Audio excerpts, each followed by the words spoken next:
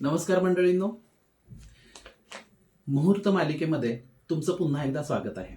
मी मुहूर्त मालिकेमधील पुढचा मुहूर्त तुम्हाला सांगतोय तो म्हणजे नरक चतुर्दशीच्या दिवशी अभ्यंग स्नानाचा. त्याचं फळ तुम्हाला खूप चांगलं मिळणार आहे आणि विधी छोटासाच आहे.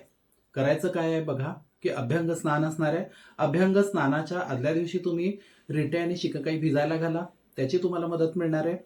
अंघोळीच्या दिवशी करायचं काय आहे तुम्हाला, तर 5 प्रकारचे एका तबकामध्ये वेगवेगळी पाणी तुम्ही तयार करून ठेवा, जेणेकरून कुटुंबातल्या प्रत्येक व्यक्तीला त्याचा उपभोग घेता येईल. काय करायचंय, नमकचं पाणी थोडंसं करायचंय, दुधाचं पाणी करायचंय, अत्तराचं पाणी थोडंसं करायचंय, गुलाबजल मिक्स केलेलं पाणी थोडंसं करायचंय आणि हळदीचं पाणी करायचंय. अशी 5 प्रकारची पाणी तयार करा. त्याचबरोबर छान सुवासिक अशी तेल आणा, तेल लावून सुंदर अशी उटणी आणा. तर ह्या सगळ्या गोष्टी करून अभ्यंग स्नान करते वेळी तुम्ही असं स्मरण करायचं आहे की नरक चतुर्दशी. नरक चतुर्दशी म्हणजे नरकासुराचं स्मरण.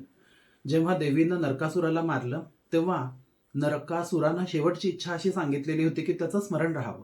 मग त्याचं स्मरण करण्यासाठी म्हणून स्नान करताना मी अमुक व्यक्ती, माझं हे नाव आहे आणि मी नरकासुराचं स्मरण करतोय, माझ्यातली नकारात्मक एनर्जी नष्ट होऊ दे, माझ्यातले रोगराई नष्ट होऊ दे आणि प्रगतीचे विचार माझ्या डोक्यात येऊ देत. जर काही व्यसनं असतील तर ती सगळी निघून जाऊ देत आणि या कलीचा प्रभाव कमी होऊ दे माझ्यातला, असं तुम्ही स्मरण करून आई जगदंबेला सांगायचंय, गंगेला सांगायचंय, स्मरण करायचंय आणि अभ्यंग स्नान करायचंय.